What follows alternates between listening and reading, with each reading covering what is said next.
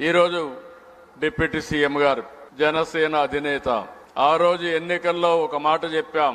అదే మాదిరిగా నరేంద్ర మోడీ గారు ఇక్కడ రాష్ట్ర బీజేపీ అధ్యక్షురాలుగా పురంధేశ్వరి గారు మేమందరం కూడా ఆ రోజు ఎన్నికల ముందు ఒకటే కోరాం.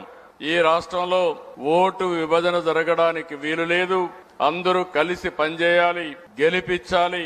ఈ గెలుపు మా కోసరం కాదు, ఈ రాష్ట్ర భవిష్యత్తు కోసరం అని మేము పిలిపిస్తే ఆ రోజు బ్రహ్మాండంగా పనిచేసి అందరూ గెలిపించారు. ఈ ఒక్క సంవత్సరంలో మీరు చూశారు 3 పార్టీలు కూడా మామూలుగా ఒకే పార్టీ ఉన్నా కొన్ని ఇబ్బందులుండే సమస్యలుంటే 3 పార్టీలు కూడా ఎక్కడా ఎలాంటి సమస్య లేకుండా ముందుకు పోగలుగుతున్నాం. అలాంటి సహకారాన్ని అందించినటువంటి డిప్యూటీ సీఎం పవన్ కళ్యాణ్ గారికి, పురంధేశ్వరి గారికి, బీజేపీ నాయకులకి, కేంద్రంలో ఉండే ప్రధానమంత్రి నరేంద్ర మోడీ గారికి మనస్ఫూర్తిగా ధన్యవాదాలు తెలియజేస్తున్నా, అభినందనలు తెలియజేస్తున్నానని చెప్పి నేను మీకు తెలియజేసుకుంటూ